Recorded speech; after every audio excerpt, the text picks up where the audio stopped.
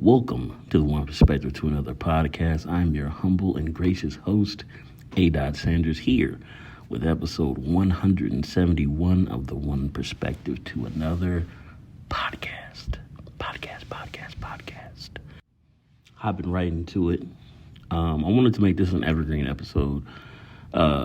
Evergreen kind of mind diary. A lot of things that I've been interested in learning about as of recently has definitely been technology and artificial intelligence, and how everything around it is getting affected as well too, especially with services that we use that use technology, most specifically being music streaming and media or entertainment as the whole. Entertainment runs, I think it's like 60% of all American spending. So it's important. And it goes hand in hand, what I feel, with the Hollywood actor strike, the Sag-Aftra, however you say it. I know it's like 150,000 television people, acting people, and then you got the writer strike too. The thing that I feel is influencing it a lot is that AI, hand in hand with the Netflix streaming the movie with Black Mirror, talking about using somebody's likeness, where you only got to go into a room for 5 minutes and then everything that you do can be digitally altered and remastered, and you only get paid for that. That goes hand in hand with the stream of, like, you make an album, you get a stream, and the stream is only worth X, Y, and Z. I think it's a cover-up, not a cover-up, but like people aren't really streaming what they're streaming. People aren't really watching what they're watching. Because I know, for example, with Marvel and Secret Invasion, it was the biggest budget of money spent on a limited series TV show, $212 million. I know probably most of it went towards, like the cast and their paychecks and stuff like that. But like that's a lot of money.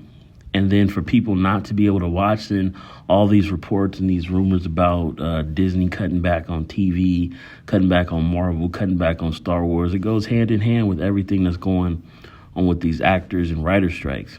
And I think it's important because if it brings a halt to Hollywood and it shows, or something comes out of like what's really being shown, all these, think about how many streaming services you have, whether it's Disney Plus, Amazon, Paramount Plus, HBO Max, MGM, like everything is a streaming service right now. But like, who really gets these stats? Who really knows what's being watched? I mean, you could say that the companies know because they always want to fluff stuff, but like with the way the news is and the way technology is now, every media topic that comes out could be a lie. Just for example, they said that with quarter meetings or whatever with the stock market, that everything was fine. Everybody was going above expectations, but in reality, everything was sinking. Everything was plummeting. Then you got all these bigwigs who control those stocks with these Hollywood places, and the CEOs making 400 times what the common person is making. So it's just like, I feel like everything going on right now is just connected. And the irony of it is I see that like the superstars and the Hollywood people are like feeling how middle America and lower class people feel when you got a CEO who makes all the money.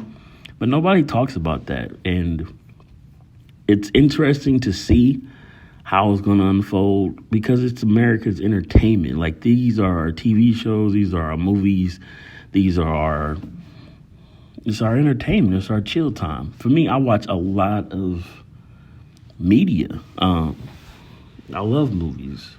I got podcasts about fucking MCU. We all know that.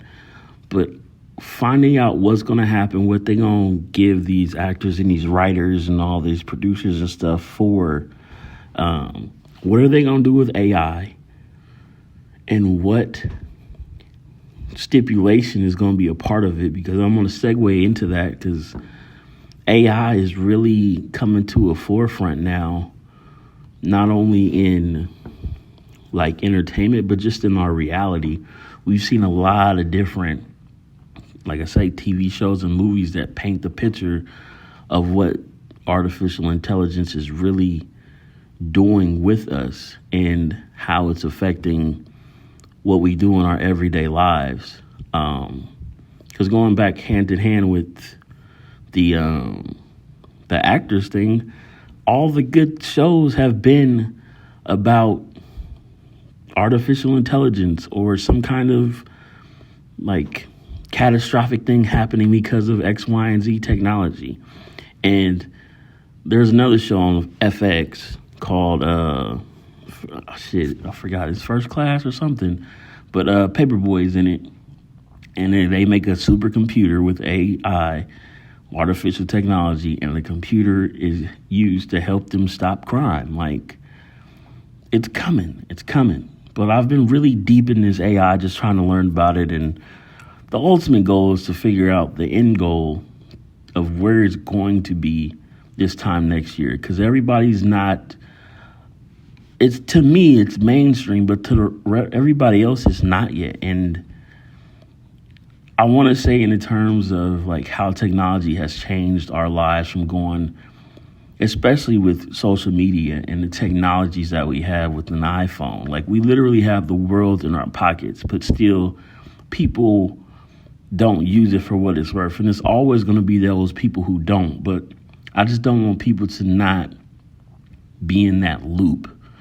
And just because it's something new and it's something that's you don't understand, that doesn't mean that it's bad. And that doesn't mean that you can't learn. That doesn't mean that you can't engage with it. Because it took people a long time to get with the internet. It took people a long time to get with the iPhone or just any phone. Because everything relates back to entertainment. Movies about BlackBerry, movies about an iPhone, movies about companies like Facebook and Uber. Like, those things really happen. And the early adopters are the people who benefit the most.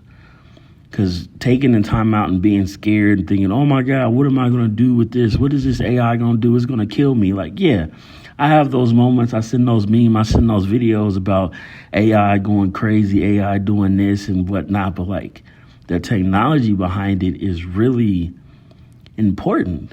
It's not an end all be all, but people in the world don't want to use it as a tool.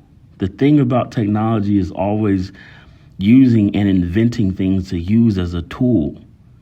And that's what this AI is doing. It's giving people an entryway into doing things better, faster. It's giving people an entryway into being able to transport and use artificial intelligence to adapt to certain situations. Like, to me, it's really interesting and groundbreaking, the opportunities that it is giving us as humans, the ability to evolve. And I know people on the hindsight of like, they go instantly to the negatives of like, it's going to take over. We going to get to clones. We going to get to just people using robots and just having sex with them. Like, it's always the outliers. But the majority of it is realistically is us using it as tools, using it to advance, using it to better our everyday lives. And my goal or my mission this past 2 months has just been learning about it and using it and understanding prompts and understanding the seeds and just every which way that you can use all these technologies, because you can see the shift. The shift is already here. You see several companies already making their own versions of artificial intelligence with ChatGPT, Google gonna get one. Google already has one. Apple's starting to create one. And imagine just how much better, even on the simple level of how much better Siri is going to get by adding another layer of artificial intelligence. Because you can't run from this information system that we've created here. It's too good not to be used. And I just don't want people to be blind to the thought or the process and trying to understand. Like, you can dip and dabble in it. You can just try it. Just ask a question, have it alter a video, alter a picture. Like, it's just so many avenues of creativity that it can bring to somebody's world, to somebody's life, to a child's life, to an elderly person's life. The opportunities in this space are vast, and I'm trying my hardest to figure out where that perfect niche where you can just set it and forget it and just be wherever you want to be. Because it's a beautiful thing. Peace is priceless. Peace is always priceless. And I think these inventions and these technologies and all these new things on the horizon it's gonna be good, but it's also gonna be bad in the sense that people have to adapt early. Because if you're late to the train and you miss it, you're not gonna. Certain platforms are gonna be gone. Certain environments are gonna be gone. Certain working conditions are gonna be gone. So I was talking to somebody earlier. It's just that everything that we have that's vintage now is going to be vintage today. So like people learning how to plant trees and like physical things of that nature, like nobody's going to be doing that anymore when AI and technology comes. And it's not a bad thing. It's just in the sense of like, it's vintage. Things we do today in 20 years will be vintage. It will be a commodity, but that commodity also will be something that will be very lucrative in making money. That's another thought I had about that. Like, what in 20 years that we do today is going to be a mainstay that people still want to do but don't do in their everyday lives. That's a moneymaker right there. Just the thought process. But I connect it all in my head because of the entertainment aspect of it, the working aspect of it. It's just all connected. It's literally all connected because the movement and not the eruption. Well, it is an eruption of technology, but the explosion and the chaos that's going to occur from these people and these companies adapting and being early in it is going to create a shockwave. And I think a lot of people might not really understand how much it's going to affect their everyday lives. Because the technology is here, the technology is working, the technology is being adopted by mega companies, a lot of companies that are already taking over. And this isn't like the blockchain and crypto where it's trying to overtake the power of money.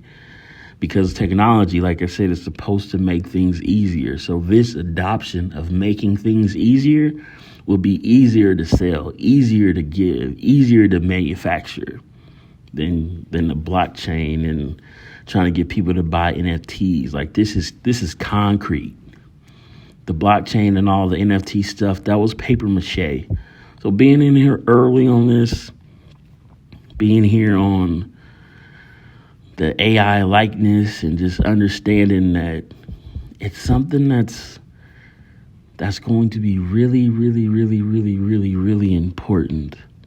And moving forward with that, we gotta put our strains into it right now and just deep dive into it and just be more open-minded and more willing to deal with these things. Yeah, that's where my mind is. That's where my thoughts have been mostly, because I just want something to set it and forget it. Because I was going to do a podcast about adversity versus like mental health, but I was like, this is the thing that I've really been just jogging my mind palace about. So that's been what it is. A little quick powwow, a little quick banger. Still being consistent, but just putting on wax where I'm at, where I'm thinking. So when I come back and listen, if you're listening, you can see where the thought process began. But yeah, next week could definitely be adversity versus mental health.